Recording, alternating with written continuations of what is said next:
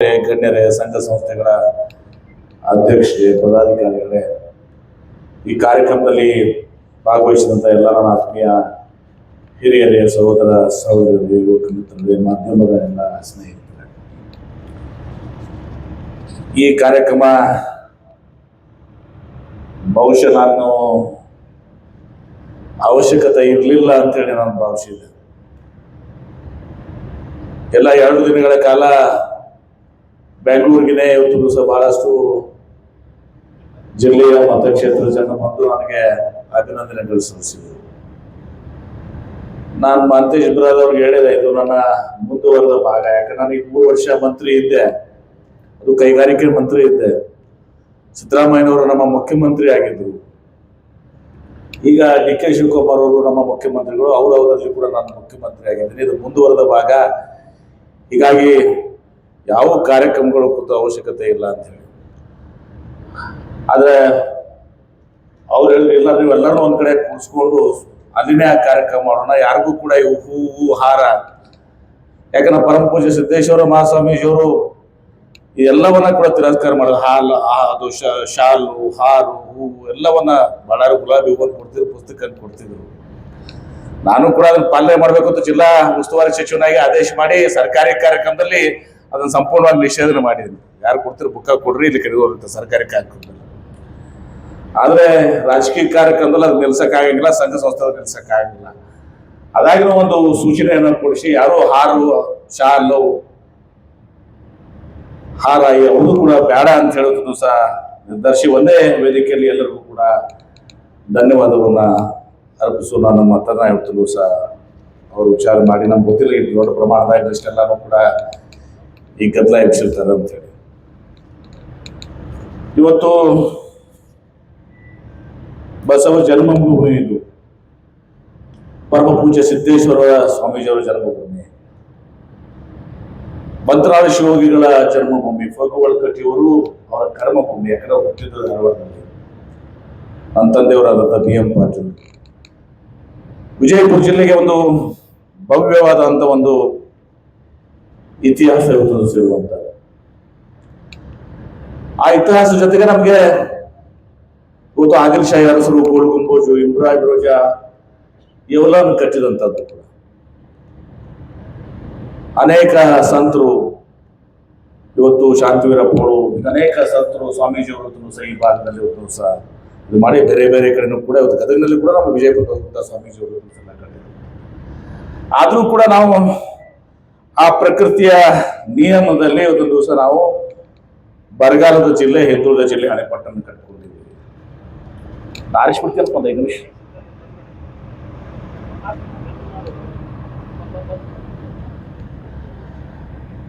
ಬ್ರಿಟಿಷರ ಕಾಲದಲ್ಲಿ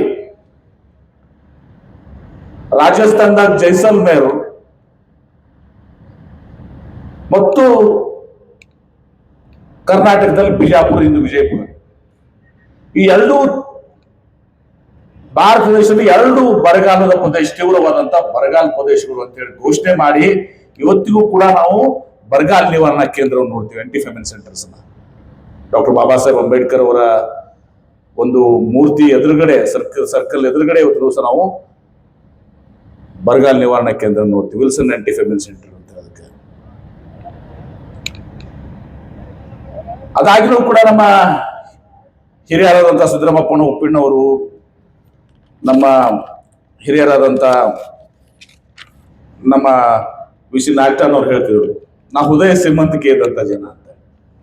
ಯಾಕಂದ್ರೆ ಇಂದಿರಾ ಗಾಂಧಿ ಅವ್ರನ್ನ ಅಂದು ಯುದ್ಧದ ಸಂದರ್ಭದಲ್ಲಿ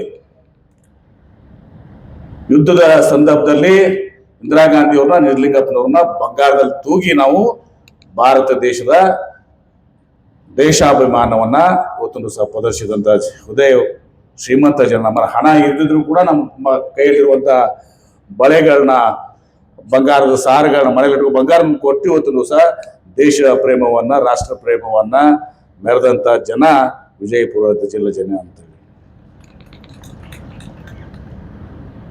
5 ನದಿಗಳ ಹರಿದ್ರೂ ಕೂಡ ಹೆಂಗ ಪಂಜಾಬ್ನ ಹಾಗೆ ಇವತ್ತು ನಮ್ಮ ವಿಜಯಪುರ ಜಿಲ್ಲೆಯಲ್ಲೂ ಕೂಡ ಅಲ್ಲಿ 5 ನದಿಗಳಾದವು, ಇಲ್ಲಿ 5 ನದಿಗಳು. ಆದ್ರೂ ನಮಗೆ ಕುಡಿಯಕ್ಕೆ ನೀರು ಇರಲಿಲ್ಲ ಇವತ್ತಿನ ದಿವಸ. ಏನು ಹಿಂದೆ 1969, 70, 71, 72 ನಮ್ಮ ತಂದೆಯವರು ಏನು ಅಂದು ನಗರಾಭಿವೃದ್ಧಿ ಸಚಿವರಾಗಿದ್ರು. ಆವಾಗ ಪ್ರಥಮ ಏನು ನೀರಿನ ಕೃಷ್ಣಾ ನದಿಯ ನೀರನ್ನ ಮತ್ತು ಇಲ್ಲಿಯ ಏನು ಚರಂಡಿ ವ್ಯವಸ್ಥೆಯನ್ನ ನಿಮ್ಗೆ ಏನಂತಿರೋದಕ್ಕೆ ಅಂದ್ರೆ ಯುಜಿಡಿ ಅದನ್ನು ಮಾಡಿದಂಥದ್ದು. ಅವಾಗ ಬಹುಶಃ 75,000 ಜನಸಂಖ್ಯೆ ಇತ್ತು, 1 ಲಕ್ಷ ಜನಸಂಖ್ಯೆ ಇತ್ತು. ಈಗ 5 ಲಕ್ಷ ಜನಸಂಖ್ಯೆ ಆಗಿದೆ. ಈ ಬ್ಯಾಸಗಿ ಸಂದರ್ಭದಲ್ಲಿ ನಾನು ನೋಡಿದ್ದೀನಿ 2013 18 ಹಿಂದೆ ಉಸ್ತುವಾರಿ ಸಚಿವರಿದ್ದಾಗ ಜಿಲ್ಲಾಧಿಕಾರಿಗಳು ಇವತ್ತು ನಮ್ಮ YS ಪಾಟೀಲ್ ಇದ್ರು. ನಾವು ಸುಮಾರು 700 ಟ್ಯಾಂಕರ್ಗಳನ್ನ ಹಚ್ಚಿದೀವಿ. ಅವು 700 ಟ್ಯಾಂಕರ್ಗಳನ್ನ ಇಲ್ಲ ಸೋಮನಾಥ್ ಸಾಕರ್ ಅವನು ಜಿಲ್ಲಾ ಪಂಚಾಯತ್ ಅಧ್ಯಕ್ಷ ಆಗಿದ್ದಂಥವ್ರು ಅದರಲ್ಲಿ 700 ಟ್ಯಾಂಕರ್ಗಳನ್ನ ಈ ಕಳೆದ 7-8 ವರ್ಷನಾಗ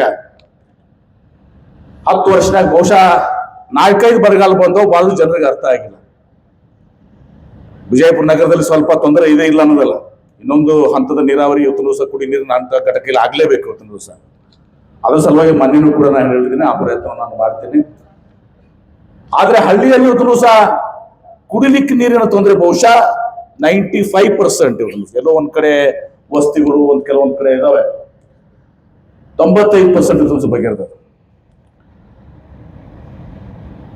ನನಗೆ ಸಿದ್ದೇಶ್ವರ ಮಹಾಸ್ವಾಮೀಜಿಯವರು ಕಳೆದ ಒಂದು 30 ವರ್ಷ ಹಿಂದೆ ತಿಕೋಟಾದಲ್ಲಿ BID ಸಂಸ್ಥೆ ವಿಬಿಜತಿ ಕಾಲೇಜಿನಲ್ಲಿ ಒಂದು ಹಾಸ್ಟೆಲ್ನ ಭೂಮಿ ಪೂಜೆನ ಉದ್ಘಾಟನೆ ಇತ್ತು. ಭೂಮಿ ಪೂಜೆ ಆ ಸಂದರ್ಭದಲ್ಲಿ ಸಿದ್ದೇಶ್ವರಪ್ಪ ಮಾತನ್ನ ಹೇಳಿದ್ರು.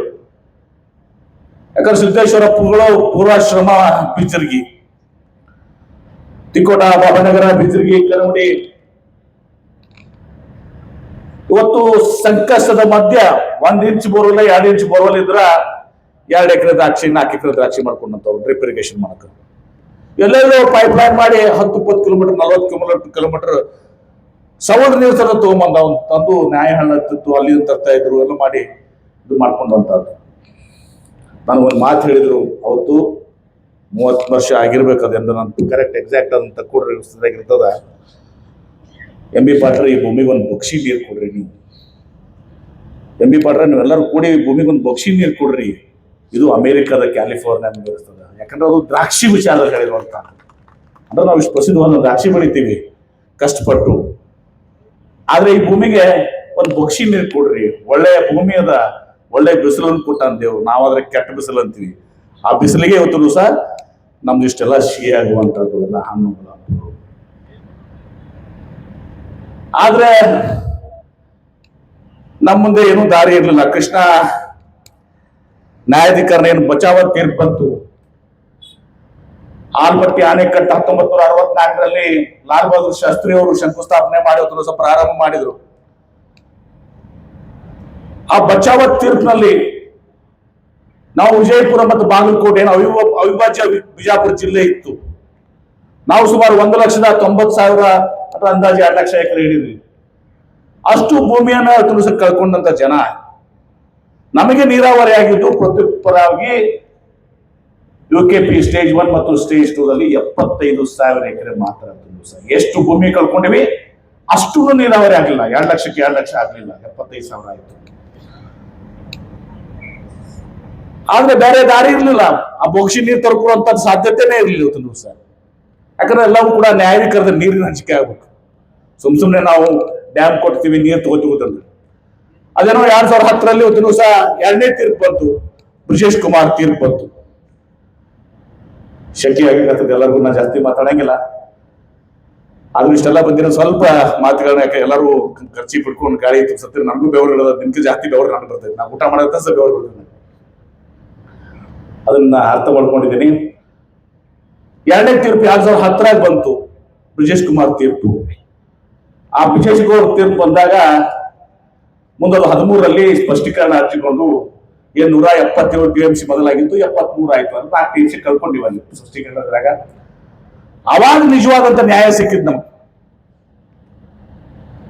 ನಮಗೆ ಮುಳವಾಡ, ಚಿಮ್ಮಲ್ಗಿ, ಗುತ್ತಿ ಬಸವಣ್ಣ ಈ 3 ಯೋಜನೆಗಳಿಗೆ ವಿಶೇಷವಾಗಿ 55 TMC, 20, 18 ಸುಮಾರು 85 TMC ಅಷ್ಟು ನೀರು ನಮಗೆ ಬಂತು.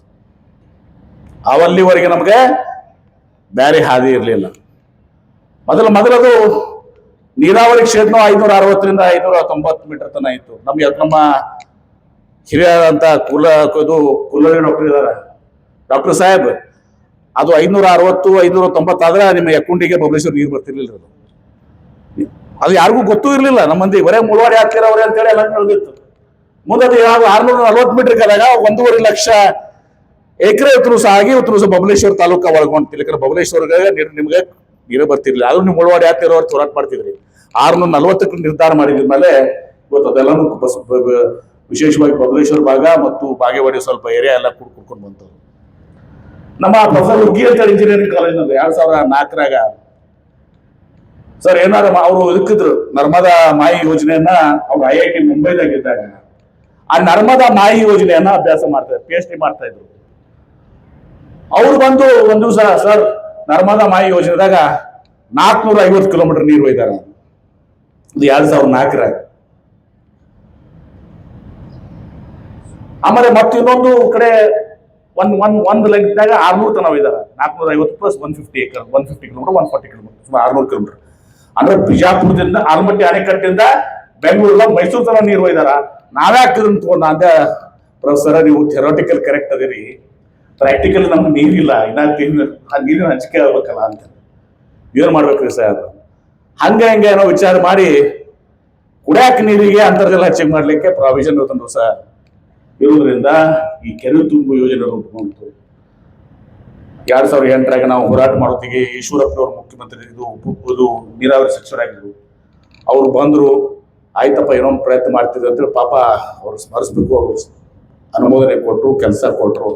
ಅವ್ರೊಬ್ಬ ಸರಿಯಾದ ಕಾಂಟ್ರಾಕ್ಟರ್ ಕೊಡ್ಲಾರ್ದಕ್ಕ ಅವ ಆಂಧ್ರ ಪ್ರದೇಶ್ ಕಾಂಟ್ರಾಕ್ಟರ್ ಒಂದು ಪೈಪ್ ಹಿಂಗ್ ಹಾಕಿದ, ಒಂದು ಪೈಪ್ ಹಾಕಿದ, ಎಲ್ಲ ಮಾಡಿ ಅದ್ರ ಯೋಜನೆ ಕೆಡಿಸಿಟ್ಬಿಟ್ಟ. ಆ ಕೆಡಿಸಿದ್ದಕ್ಕೆ ನಾ ಮತ್ತ ಅದಕ್ಕ ಒಂದು 10,000 ಓಟ್ ಕಳ್ಕೊಂಡಿ. ನೀರು ಎಲ್ಲಿ ಬಂದು ಉರಿಯತ್ತಂದ್ರಿ ಎಲ್ಲ ಮಂದಿ ಪ್ರಯತ್ನ ಮಾಡಕ್ ಹೋಗಿ ನಾಸಿಕೊಂಡ್ಬಿಟ್ಟದ ಆ ಕಾಂಟ್ರಾಕ್ಟರ್ ಮಾಡಿದ ಕೆಲಸಕ್ಕೆ. ಈಶ್ವರಪ್ಪ ಉದ್ದೇಶ ಕರೆಕ್ಟ್ ಇತ್ತು, ಆ ಕಾಂಟ್ರಾಕ್ಟರ್ ಸರಿಯಾದ ಕಾಂಟ್ರಾಕ್ಟರ್ ಕೊಡೋದಕ್ಕೆ ನಾನು ಆ ಚುನಾವಣೆಯಲ್ಲಿ ಎಲ್ಲಾರು ನೀರು ಬಂದ್ರೆ ಅದೇ ಅಪಪ್ರಚಾರದಾಗ ನಮ್ಗೆ ಅರ್ಧ ಆಗೋಯ್ತು. ನಂತರ ಯೋಗೇಶ್ವರ ಮತಕ್ಷೇತ್ರ ಚನ್ನಪಟ್ಟಣದಲ್ಲಿ ಆಯ್ತು. ಇವತ್ತು ಸುಮಾರು 4-5 ಸಾವಿರ ಕೆರೆಗಳನ್ನ ಇದು ರಾಜ್ಯದಲ್ಲಿ ತುಂಬ್ತಾ ಇದ್ವಿ. ಪ್ರತಿ MLA ಇವತ್ತು ದಿವಸ ಮತ್ತು ಹೋಬಳಿ ಅಥವಾ ತಾಲೂಕಿಗೆ ಒಂದು ಮತಕ್ಷೇತ್ರಕ್ಕೆ ನಮ್ಗೆ ಕೆರೆ ತುಂಬು ಯೋಜನೆ ಕೊಡ್ರಿ ಅಂತ ಹೇಳಿದ್ರು ಸಹ ಆ 2004ರಾಗ ನಾವೇನು ಕೆರೆ ತುಂಬು ಯೋಜನೆ ಪರಿಕಲ್ಪನೆ ಕೊಟ್ಟು ಇವತ್ತು ರಾಜ್ಯಾದ್ಯಂತ ಇವತ್ತು ಸಹ ಯಶಸ್ವಿಯಾಗಿರುತ್ತೆ ಸರ್. ಮುಂದೆ ಅದು ಏನು ಫೇಲ್ ಆಗಿತ್ತು ಅದನ್ನ ಮುಂದೆ ನಾವು ಬಿಟ್ಟೆ ಆ ಯೋಜನೆ ಆಲ್ಮೋಸ್ಟ್ ಅಬಂಡೆಂಟ್ ಇದ್ದಂಗೆ ಅದು ಸ್ವಲ್ಪ ಏನ್ ನಡೆದದ ಅದು ಬದಲು ಎಂತ ಕೂಡ ನಮ್ದು ಕೆರೆ ತುಂಬುದು ಕೆನಾಲ್ ಮೂಲಕ್ಕೆ ಎಲ್ಲಾನು ತುಂಬಿಸುವಂತ ಕೆಲಸ ಮಾಡಿ ಹಿಂದೆ ನನಗೆ ಏನು ಇದು ಆಗಿತ್ತಲ್ಲ ಅವಾಗ ನೀರು ಕೊಟ್ಟಾಗ 2018ರಾಗ ನನಗೆ 33,000 ಓಟ್ ಹಾಕಿದ್ರು. ಮೊದಲು ಕೈ ಕೊಟ್ಬಿಟ್ಟಿದ್ರು ಎಲ್ಲ ಕೆರೆ ತುಂಬ್ತಿವತ್ತು ನೀರು ಬಂದಿಲ್ರಿ ಅಂತ ಹೇಳಿದ್ರ ಸುಮಾರು ಸಕ್ಕರದು. ಇವತ್ತು ಅದೇನೋ ಸಿದ್ದೇಶ್ವರ ಮಹಾಸ್ವಾಮೀಜಿಯವರು ಕನಸು ನನ್ನ ಸಾಕ್ಬೇಕು ಅಂತ ತಿಳ್ಕೊಂಡು ಇವತ್ತು ನಾನು ಅಂದು ನಮ್ಮ ಕಾಂಗ್ರೆಸ್ ಪಕ್ಷದ ಅಧ್ಯಕ್ಷ ಶ್ರೀಮತಿ ಸೋನಿಯಾ ಗಾಂಧಿಯವರು, ರಾಹುಲ್ ಗಾಂಧಿಯವರು, ಅಂದು ನಮ್ಮ AICC ಜನರಲ್ ಸೆಕ್ರೆಟರಿ ಮಧುಸೂದನ್ ಮೇಸ್ತ್ರಿ ಅವರಿದ್ದರು ಮತ್ತು ಡಾಕ್ಟರ್ ಪರಮೇಶ್ವರ್ ಅವ್ರನ್ನ ಅನಿಸ್ಬೇಕು. ಅವರು ನಮ್ಮ KPCC ಅಧ್ಯಕ್ಷರಾಗಿದ್ದರು. ನಮ್ಗೆ ಸಿದ್ದರಾಮಯ್ಯನವ್ರಿಗೆ ನಮ್ಗೆ ಅಷ್ಟು ಗಸಾಟೆ ಇರಲಿಲ್ಲ ಅವಾಗ. ಯಾಕಂದ್ರೆ ಅವ್ರಿಗೆ ಅದೇ ಪಕ್ಷದ ಬಂದಿದ್ರು ಅವಾಗ 2008ರಾಗ. ನಾವು ಮೂಲತಃ ಮೊದಲು ಕಾಂಗ್ರೆಸ್ ತಂದಿದ್ದೀವಿ. ಅವಾಗ ಪರಮೇಶ್ವರ್ ಅವರು ಮತ್ತು ನಮ್ಮ ಇವರು ಯಾರು ಮಧುಸೂದನ್ ಮೇಸ್ತ್ರಿ ಅವರು ಇವತ್ತು ನನಗೆ ನೀರಾವರಿ ಮಂತ್ರಿ ಮಾಡೋ ಜೊತೆಗೆ ನನಗೆ ನೀರಾವರಿ ಖಾತೆ ಕೊಟ್ಟರು. ಮುಂದೆ ಪರಮೇಶ್ವರ್ ಅವರು ಮುಖ್ಯಮಂತ್ರಿ ಆಗಲಿಲ್ಲ, ಅವರು ಸೋತ್ರ ಚುನಾವಣೆಯಲ್ಲಿ. ಸಿದ್ದರಾಮಯ್ಯನವರು ನಮ್ಮ ರಾಜ್ಯದ ಮುಖ್ಯಮಂತ್ರಿ ಆದರು. ಅವರು ಕೂಡ ನನಗೆ ಕೊಟ್ಟಂತ ನೀರಾವರಿ ಖಾತೆಗೆ ನನಗೆ ಸಂಪೂರ್ಣವಾದಂಥ ಬೆಂಬಲವನ್ನು ಕೊಟ್ಟಿರುವುದು ಸರ್. ಬಹುಶಃ ನಾವು ಒಂದ್ಸಲ ಹೇಳಾತಿದ್ದೆ ತುಳಸಿ ಬಬಲೇಶ್ವರದ ಇತಿಹಾಸ ಹೇಳ್ತಾ ಇದ್ದೇವೆ. ಅದಕ್ಕಿಂತ ಮೊದಲು ಇವತ್ತು ಏನು ಹಿಂದೆ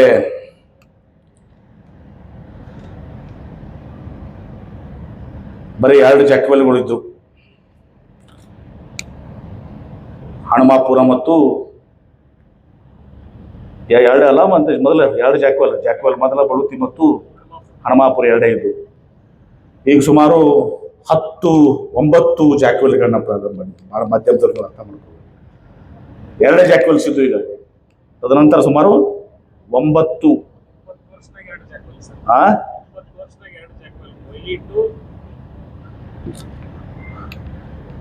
ಮೊದಲು ಅಂದೇ ವೀರಪ್ಪ ಮೊಯ್ಲಿ ಅವ್ರನ್ನ ಹೇಳ್ಕೊಂಡು ಇಲ್ಲಿ ತಂದು 2 ಜಾಕ್ವೆಲ್ಸ್ ಇದ್ದು ನಮ್ಮಲ್ಲಿ. ಇವತ್ತು 9 ಜಾಕ್ವೆಲ್ಸ್ ಇವತ್ತು ದಿವಸ 13-18 ವರ್ಷದ ಅವಧಿ. ಮಸೂತಿ ಜಾಕ್ವೆಲ್, ವೈ ಜಂಕ್ಷನ್, ಮಲ್ಗಾಣ್ ಪಶ್ಚಿಮ ಕಾಲುವೆ 118 ಕಿಲೋಮೀಟರ್, ವಿಜಯಪುರ ಮುಖ್ಯ ಕಾಲುವೆ ಸುಮಾರು 200 ಕಿಲೋಮೀಟರ್ ಅಷ್ಟು ಉದ್ದ ಇದೆ. ಸುಮಾರು 1,000 ಕಿಲೋಮೀಟರ್ ಕೆನಾಲ್. ಬರೇ ನಮ್ಮ ಬಿಜಾಪುರ ಮೇನ್ ಕೆನಾಲ್ ಏನದಲ್ಲ, ಬಿಜಾಪುರದಿಂದ ಬೆಳಗಾವ, ಬಿಜಾಪುರದಿಂದ ಹುಬ್ಬಳ್ಳಿ ಅಷ್ಟು ದೂರ ಅದಕ್ಕೆ ಎಲ್ಲ ದೇವರಪುರಿಗೆ ನಿಮ್ಗೆಲ್ಲ ಒಕ್ಕಲಿಲ್ಲ ಹೇಗೆ ಹೋಗ್ತದಲ್ಲ ಅದೆಲ್ಲ ಮಾಡೋ ಮೂಲಕ ನಾವು ಇವತ್ತು ಸಹ ನಮ್ಗೆ ಇನ್ನೂ ನ್ಯಾಯಾಲಯಕ ತೀರ್ಪು ಅಂತಿಮಗೊಂಡಿಲ್ಲ. ಗೆಜೆಟ್ ನೋಟಿಫಿಕೇಶನ್ ಆಗಿಲ್ಲ. ಎಲ್ಲವೂ ಕೂಡ ನಾವು ಗೆಜೆಟ್ ನೋಟಿಫಿಕೇಶನ್ ನಂತರ ಮಾಡ್ಬೇಕು. ಆಕ್ಚುಲಿ ಅಡ್ವಾನ್ಸ್ ಆಕ್ಷನ್ ಅಂತ ತಿಳ್ಕೊಂಡು ಪೂರ್ವ ತಯಾರಿ ಅಂತೇಳಿ ಈ ನಿರ್ಧಾರಗಳನ್ನು ಮಾಡಿ ಇವತ್ತು ಒಂದು ಹಂತದಲ್ಲಿ ಹೋದರೂ ಸಹ ಕೆರೆಗಳಿಗೆ, ಬಾವಿಗಳಿಗೆ, ಅಂತರ್ಜಲ ಕನಾಲ್ಗಳಿಗೆ, ಹಳ್ಳಗಳಿಗೆ ನೀರು ಕೊಟ್ಟಿದ್ರು ಸಹ ಇದನ್ನ ನೀರನ್ನು ಮಾಡೋ ಜೊತೆಗೆ ಸುಮಾರು 14,000 ಕೋಟಿ ರೂಪಾಯಿ ಅಷ್ಟು ಯೋಜನೆಗಳನ್ನು ನಾವು ಪ್ರಾರಂಭ ಮಾಡಿದ್ವಿ. 7,000 ಕೋಟಿ ನಾವು ದಿಲಿನನ್ನು ಖರ್ಚು ಮಾಡಿದ್ವಿ. ಮುಂದುವರೆದಿದ್ದಾವೆ. ಮುಳವಾಡ, ಚಿಮ್ಮಲ್ಗಿ, ನಮ್ಮ ತುಮಚಿ ಬಬಲೇಶ್ವರ ಯೋಜನೆ 3,600 ಕೋಟಿ ರೂಪಾಯಿ. ಅದಕ್ಕೆ 6.8 TMC ಅದು ನೀರಿನ ಹಂಚಿಕೆ ಇರಲಿಲ್ಲ. ಅದನ್ನು ಹೊರತುಪಡಿಸಿ ನಾನು ಅಲ್ಲಿ ಪಲ್ಲವರ ಬೇಸಿಂದ ಉಳಿತಾಯ ನೀರನ್ನು ತಗೊಂಡು ಇವತ್ತು ನಾನು ಅದು 6.8 TMC ಮಾಡಿ 1,30,000 ಎಕರೆ ಇವತ್ತು ನಮ್ಮ ಸಿದ್ದೇಶ್ವರ ಮಹಾಸ್ವಾಮೀಜಿಯವರು ಏನು ತಿಕೋಟ ಭಾಗಕ್ಕೆ ಇದೆಲ್ಲ ಅದನ್ನ ಪೂರೈಸೋ ಜೊತೆಗೆ ಇವತ್ತು ಬೂದಿಯಾಳ, ತೀರಾಪುರ ಮತ್ತು ಇದು ತಿಳಗುಂದಿ ಅಕ್ವಾಡಕ್ಟ್. ಈ ತಿಳಗುಂದಿ ಅಕ್ವಾಡಕ್ಟ್ ಏನಾಗಿತ್ತು ಅಂದ್ರೆ ಅದು ಮೊದಲ ಬರೀ ಕೆನಾಲಿ ಇವತ್ತು ಸಹ ಬಿಜಾಪುರ ನಗರದಾಗ ಹರಿಬೇಕಾಗಿತ್ತು.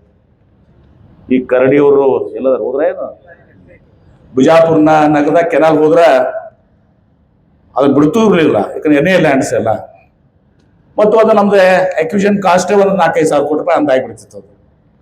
ಅದಕ್ಕೆ ಏನ್ ಮಾಡೋನು, ಯಾಕಂದ್ರೆ ನಮಗ ಕೃಷ್ಣಾದಿಂದ ಭೀಮಾ ಫ್ಲಾಂಗ್ ಇದಕ್ಕೆ ನೀರು ಒಯ್ಬೇಕಾಗಿತ್ತು.